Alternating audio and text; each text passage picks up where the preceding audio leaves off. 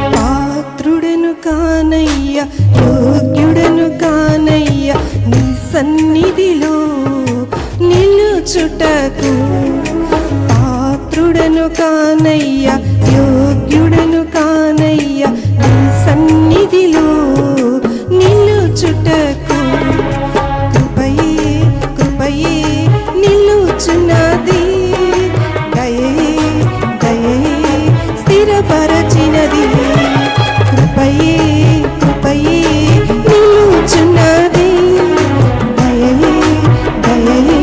స్థిరపరచినది. యేసయ్యా యేసయ్యా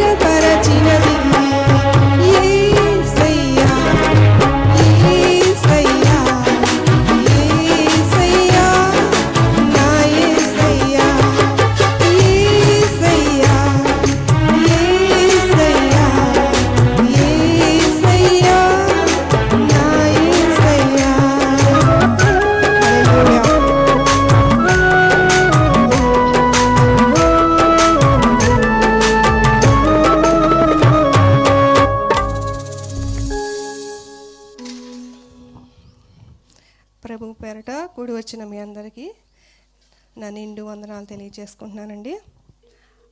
అందరూ సంతోషంగా ఉన్నారా లేక దుఃఖంలో ఉన్నారా? దుఃఖంలో ఉన్నవారందరూ చేతులెత్తి హల్లెలూయా చెప్పండి. దుఃఖంలో ఉన్నారా?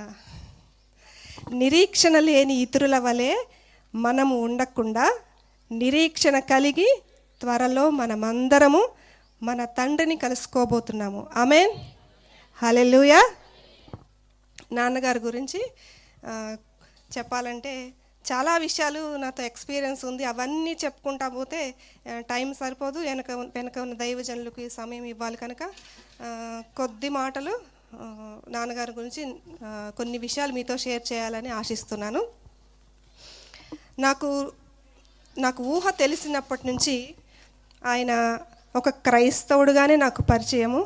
ఆయన అన్యుడుగా ఉన్నప్పుడు ఆయన ఎట్లా ఉంటారో నాకు తెలియదు, కానీ నా తల్లి నా యొక్క బంధువులు చెప్పిన విషయాన్ని బట్టి ఆయన గురించి నేను ఒక అంచనా వేశాను. నాకు తెలిసినంత మట్టుకు మాత్రము ఆయన క్రైస్తవుడుగానే నేను గమనించాను. ఆ యొక్క జీవన విధానంలో కొన్ని విషయాలు ఆయన ఏ రీతిగా తన యొక్క ప్రయాణం సాగించారో నేను మీతో తెలియజేయాలనుకుంటున్నాను. హల్లెలూయా.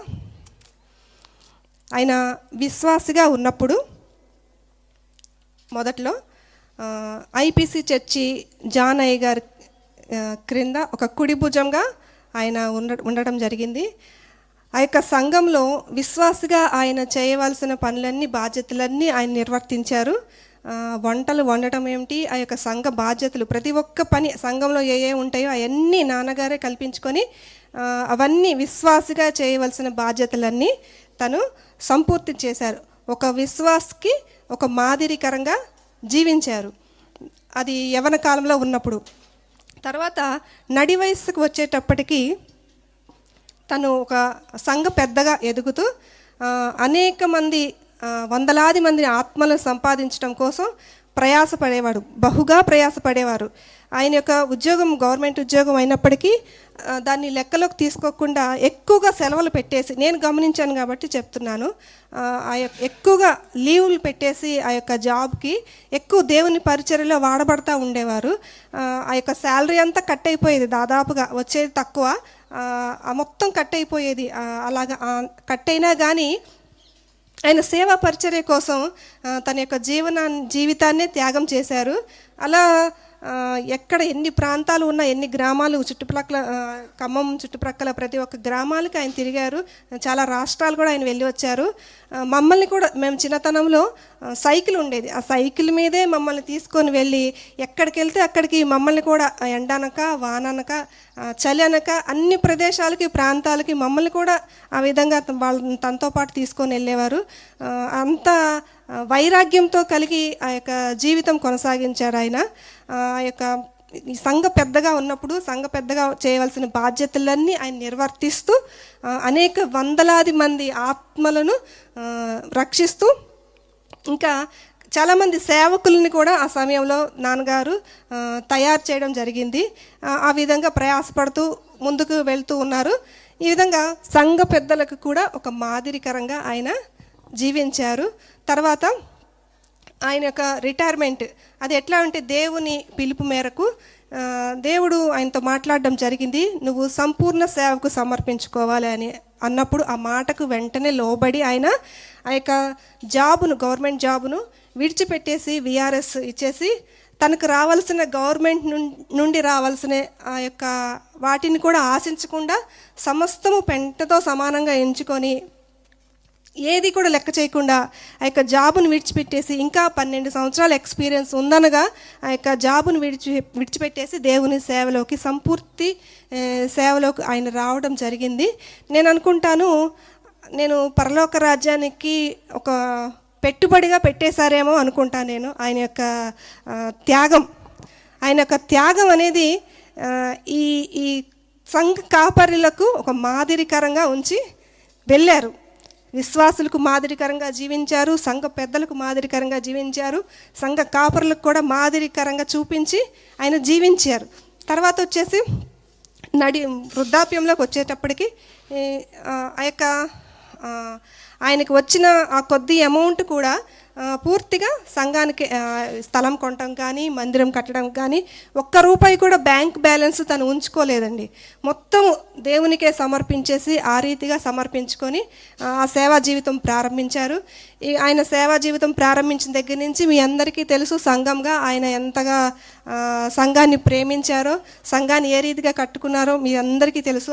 ఆ విధంగా అనేక మంది ఆత్మలు రక్షిస్తూ ఆ విధంగా ముందుకు సాగుతూ ఉన్నారు. ఒక వైరాగ్యం కలిగి ఆ యొక్క సంఘాన్ని ముందుకు నడిపిస్తూ ఉన్నారు. ఆయన యొక్క జీవితంలో అయ్యారు. ఇంకా వచ్చేసి కుటుంబ యజమానిగా కూడా సక్సెస్ అయ్యారు.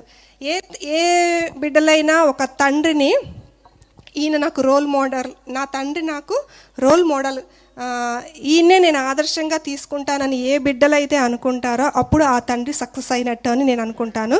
అది మా జీవితంలో ఆయన మాకు మాదిరికరంగా చూపించారు. మేము ఆయన నుంచి అది నేర్చుకున్నాము. తర్వాత భర్తగా తను సక్సెస్ అయ్యారు. అది మీ అందరికీ తెలుసు, వారి యొక్క ప్రేమ దాంపత్య జీవితము ఎలా ఉండిందో. ఈ విధంగా అన్ని విధాల్లో ఆయన సంపూర్ణతను సాధించారు. తర్వాత ఇంకా కొన్ని విషయాలు ఆయన యొక్క జీవన విధానంలో ఏంటంటే ప్రార్థనా జీవితం గురించి ఒకటి నేను చెప్పాలనుకుంటున్నాను. ఆయన యొక్క ప్రార్థనా జీవితం ఏ లెవెల్కి, ఏ స్థాయికి ఆయన వెళ్ళారంటే, తెల్లవారుజామున 3 గంటలకి లెగిసిపోయి 3-4 గంటలకు ఆ ప్రాంతంలో లెగిసిపోయి ఎంత అనారోగ్య పరిస్థితిలో ఉన్న శరీరం సహకరించకపోయినప్పటికీ కూడా ఆయన ఆ సమయము ఎందుకో దేవుడు అది అలా ఆయనకు అప్పగించేశారు, దేవునికి అప్పగించేశారు ఆ సమయాన్ని. ఆయనకు తెలియకుండానే ఆ సమయంలో ఆయన లెగిసిపోయి ప్రార్థన చేయడం జరుగుతూ ఉంటుంది. కొన్ని సందర్భాల్లో నేను చూసినప్పుడు నాకు భయం కలిగేది. ఆయన ప్రార్థించుకునే సందర్భంలో నాకు అనిపించింది ఆయన ప్రమేయం లేకుండా ప్రార్థిస్తున్నారు, అది దేవుడే ఆయనలో ఉండి ఆ ప్రార్థనను కొనసాగిస్తున్నారు. అటువంటి విజ్ఞాపనకర్తగా దేవుడే ఆయనలో ఉండి ఆ ప్రార్థనను కొనసాగిస్తున్నారు. అంటే అంతగా ప్రార్థనలో ఆయన లీనమైపోయారు. ఆయన యొక్క ప్రార్థనా జీవితం, పరిశుద్ధమైన జీవితము, విశ్వాస జీవితము, ఇదంతా ఆయన నేను గమనించినవి మీతో మీరందరికీ తెలిసినయే. దాదాపు నేను కూడా 4 మాటలు చెప్పాలి నాన్నగారి గురించి అని ఆ విధంగా ఉండింది. తర్వాత ఒక 7 అనుభవాలు ద్వారా ఆయన సంపూర్ణత సాధించారని నేను అనుకుంటున్నాను. ప్రార్థన, విశ్వాసిత జీవితం, తర్వాత ఆయన యొక్క సమర్పణ జీవితం, తర్వాత ప్రేమించే మనస్సు. చిన్నాన్నగారు ఇందాక చెప్పారు ఆయన ఎంతకు ప్రేమించేవారో, సొంత బిడ్డల్ని మమ్మల్ని ఎలా ప్రేమించేవారో అంతకంటే ఎక్కువగా సంఘాన్ని ఆయన ప్రేమించారు. ఆయన ప్రేమలో నిష్పక్షపాతత అసలు లేనే లేదు. తర్వాత క్షమించే మనసు, ఆయనది క్షమించే మనసు. ఇంకా ఈ ప్రార్థన, విశ్వాసిత జీవితము, పరిశుద్ధత, సమర్పణ, ప్రేమించే మనసు, క్షమించే మనసు. ఇంకొకటి 7వదిగా ఏంటంటే మరచిపోయే మనస్సు. అది దేవుడు ఇచ్చిన గిఫ్ట్ అని నేను అనుకుంటాను. ఎందుకంటే ఎవరికైనా నాన్నగారు ఒక మేలు చేసిన మేలు ఆయన మర్చిపోయేవారు. నేను పలానికి వ్యక్తికి మేలు చేశాను కదా అని ఆ విషయం గుర్తుండేది కాదు, అది మర్చిపోయేవాళ్ళు. ఇంకా ఏంటంటే ఎవరైనా నాన్నగారికి కీడు కానీ లేదా అవమానం కానీ చేస్తే అది కూడా మర్చిపోయేవాళ్ళు. అంటే ఈ 2 విషయాలు ఆయన మర్చిపోయేవాళ్ళు. అది దేవుడిచ్చిన గిఫ్ట్ అనుకుంటున్నాను. అందులో కూడా ఆయన సంపూర్ణతను సాధించారు. ఒక మాట ఉంటుంది హెబ్రీ పత్రికలో, ఇంత గొప్ప సాక్షి సమూహము మేఘము వలె మనలను ఆవరించినందున అని ఉంటుంది. అంటే బైబిల్లోని అనేక మంది భక్తులను దేవుడు మన కోసం వారి యొక్క జీవిత విధానాలను మనం పాటించి ఆ విధంగా ఉండాలని దేవుడు మనకు బైబిల్లో పరిచయం చేశారు. కానీ మన ప్రత్యక్ష సాక్షిగా నాన్నగారిని మనం చూడడం జరుగుతుంది. ఆయన సాక్షి జీవన విధానమే మనకి ప్రత్యక్ష సాక్షి. ఒక మేఘం వలె మనల్ని ఆవరించింది కాబట్టి మనము ఆయన నుంచి నేర్చుకోవాల్సింది ఏంటంటే ఏదో జ్ఞాపకార్థ కూడికగా 4 మాటలు జ్ఞాపకం చేసుకోవడం కాదు, కానీ ఈ యొక్క 7 అనుభవాలు అనేవి మన జీవితంలో కూడా మన సంపూర్ణతలోకి రావాలని నేను కోరుకుంటున్నాను. ఈ యొక్క అనుభవాల ద్వారా మీతో పాటు నేను మనందరం ఈ సంపూర్ణతలోకి వచ్చినప్పుడు ఆయన కోరుకున్న విధంగా మనం కూడా ఒకానొకప్పుడు త్వరలో రానైన దేవుని యొద్దకు చేరుకోవాలంటే మనము ఇటువంటి ఈ సంపూర్ణతలోకి మనం వచ్చినప్పుడు మనం మన తండ్రిని మనం ఒకానప్పుడు కలుసుకోవడం జరుగుతుంది. ఈ కొద్ది మాటలు దేవుడు దీవించును గాక. ఈ యొక్క మాట ఉంది కదా, అది అతడు సేవ చేయి దినములు సంపూర్ణమైనప్పుడు తన ఇంటికి తను వెళ్ళిపోయాను. ఈ కొద్ది మాటలు దేవుడు దీవించును గాక.